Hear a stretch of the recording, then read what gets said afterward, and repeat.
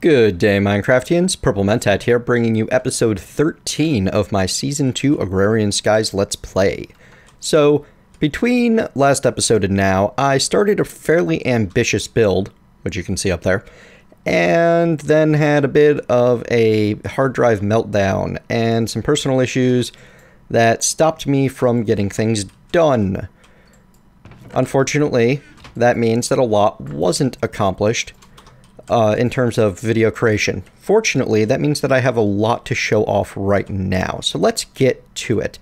First of all, over here, I set up just a hopper full of bone meal to feed into the autonomous activator so that I could get lots more redstone, because I wanted to keep these generators burning and I wanted this better barrel to get filled. And now that it is, I'm actually going to move it, because I can use these saplings for dirt production. Speaking of dirt production, I cranked that up a bit. I have 9 barrels here now, with a barrel feeding, a better barrel feeding into them from a servoed item duct. These are the impulse item duct. They snake around, keep all of the hoppers full all of the time, and anything extra gets fed back into the better barrel.